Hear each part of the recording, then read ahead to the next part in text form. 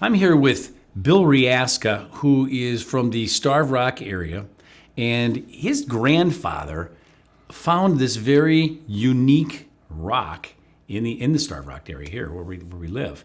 And so, Bill, why don't you tell us about this? You got a story to tell about this unusual, unique rock. So my grandfather and I both come from a really small town called Cedar Point. While looking for mushrooms, he was in a gorge near Cedar Creek, which is a tributary of the Illinois River. And while he was in that gorge, he saw what he thought was a disc near where he was hunting for mushrooms. It looked peculiar to him. It was too perfectly like a disc. So he started digging. He always kept a stick with him, like a lot of morel mushroom guys do. Mm-hmm. So as he's using the stick, he's digging this disc out, and it's getting bigger and deeper and bigger and deeper.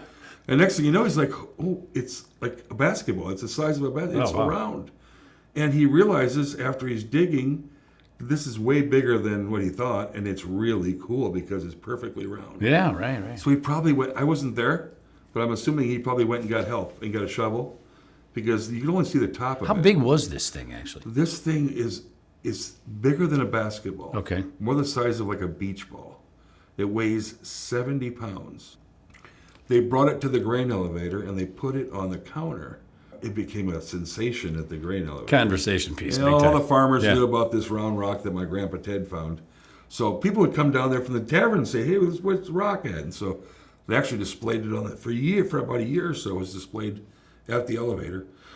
People would take pictures with it and stuff. Mm-hmm. And as you can see, the paperwork I sent you, that's an article from the News Tribune of my grandfather with the rock and describing that he'd found it and that it was a unique artifact. And the local college, they contacted the local college, or they heard about it, and they, as I recall, I was like in high school when this happened. As I recall, they said it was made out of granite. Okay. There was some people that thought that it was a meteorite. They go, hey, Ted, that's a meteorite. It's round, must came from the stars. Sure. There was other people, and you might know the name of this before more than me. You know the people that look for water with sticks? Yeah, witching. Yeah, Dow Witchers or whatever they call them. Sure. So my uncle was one, okay. Right? And he says, well, if I get 2 pieces of brass, he wanted brass wire, not a green stick to find water. Mm-hmm. He wanted to put these brass bent, shaped like an L, in his hands and go over the middle of the sphere? I was there when that happened. And what was he trying to figure out? He was trying to see if there was gold or something unique in the middle You of can it. tell that with brass rods? He was saying that he could. All right. Same guy could tell you can find water in the desert. Okay, sure. So I watched that with amazement because I thought, okay, I've seen him do it for water, and he was right. So he took these brass rods, and he goes, watch these brass rods. They should cross if there's something in there. Yeah. So sure enough, the brass rods crossed. Really? I was like, wow. He goes, yep. You watched him do this? I saw that part, yeah. I saw it at the grain elevator. I wasn't there when he got out of the woods.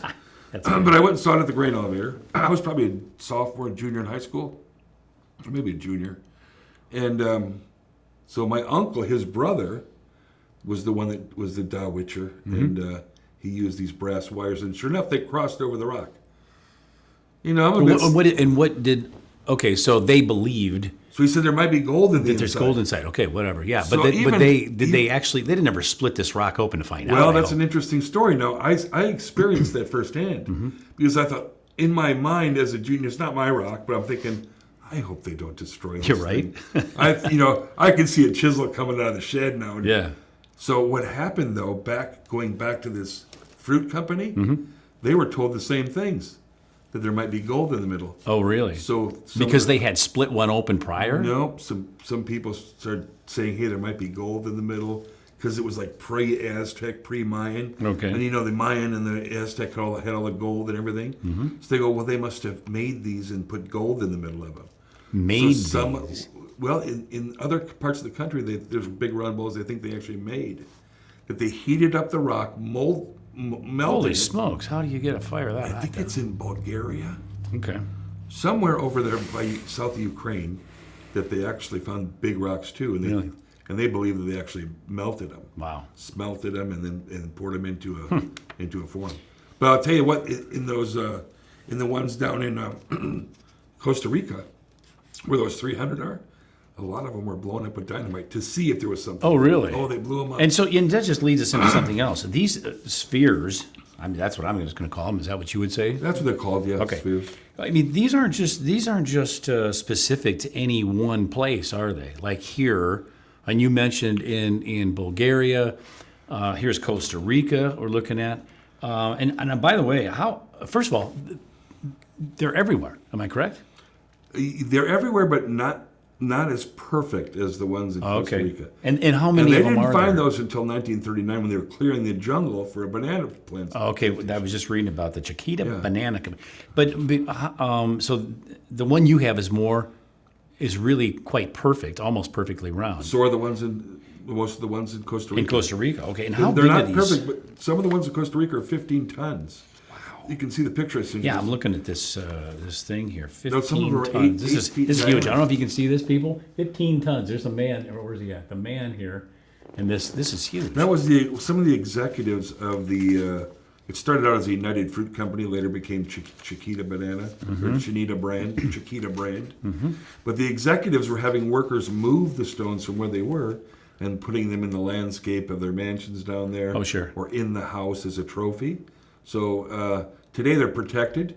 These are protected There's today. a big park where a lot of them are. It's called a UNESCO Global Heritage Site. All right. And people travel from like all over the world just to go see these things. Now, what about yours?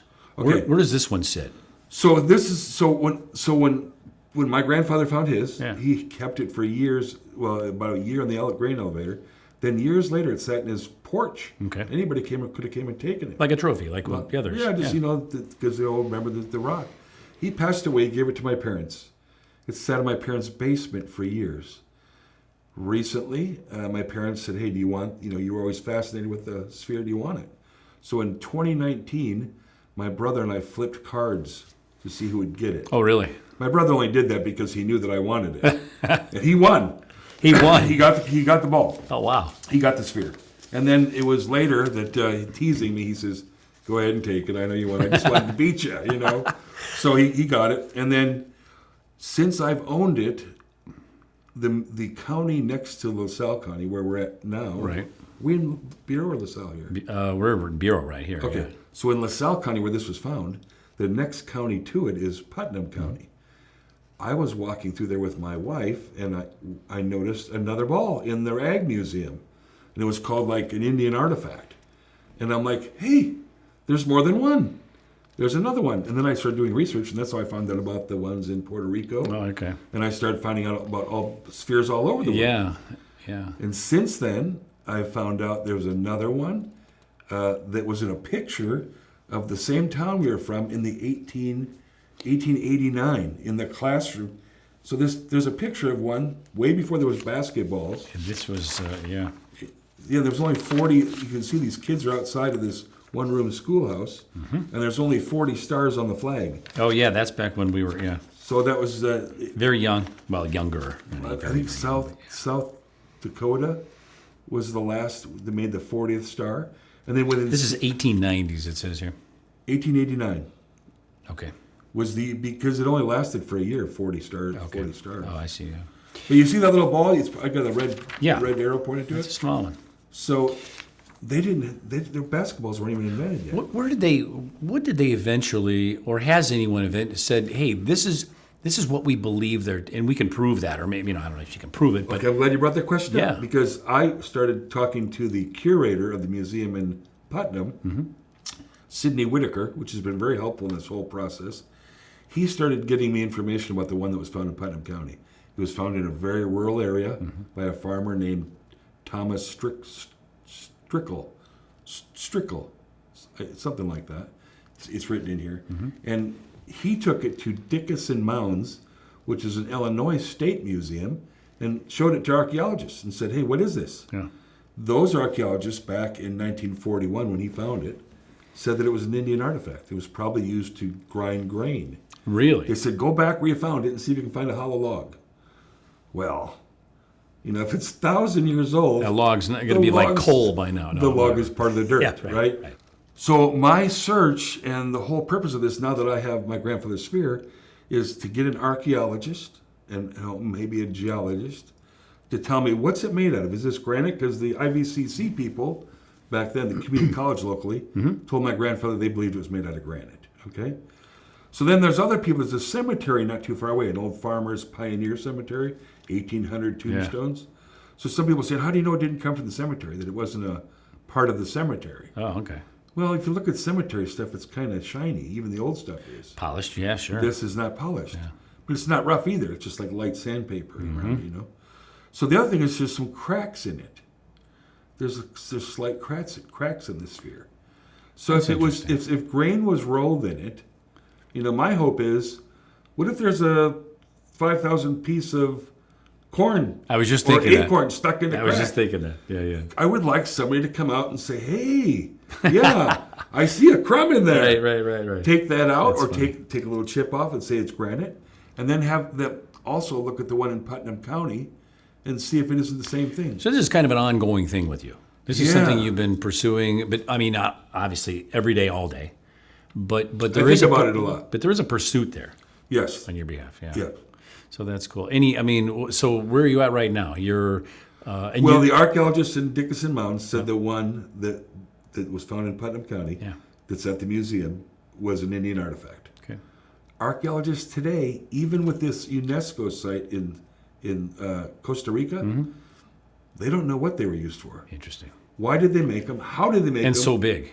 Well, none of that without modern tools. Yeah. Try to make one today. I was just thinking that. They go, how did they make them? So there's people say, well, they're made by maybe terrestrials or extraterrestrials. You know, what's E.T. came down. And there you go. So you're getting the E.T. theories, which nobody believes. Sure.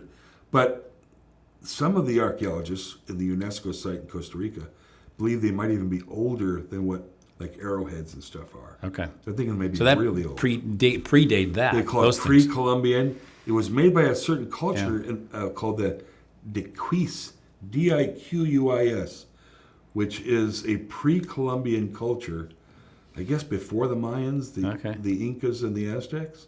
So, you know, you look at the History Channel on Incas, Mayans.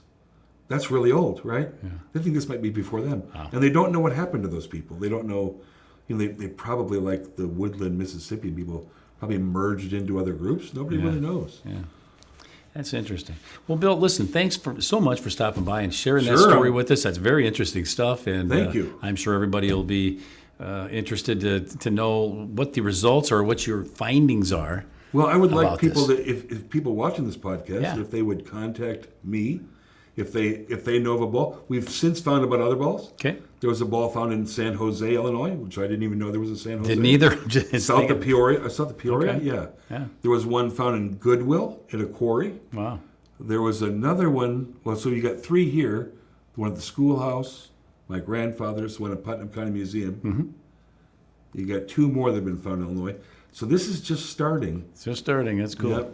Well, where would they reach out to you? How would they contact with you or contact you? My email is Reaskabill, Reaskabill, no dots, no dashes, at gmail.com. Okay, so that sounds great. Yeah. No telephone calls at 12 o'clock at night. No telephone calls, because I'll get telephone calls. I know you will. That's great. All right, well, again, thank you. Somebody can help. Yeah, hope you do get to find out a little bit more about this, or a lot more. Appreciate it, Yeah, so very good. Thanks again. Yeah. Thanks for stopping by. Thanks for having me. All right.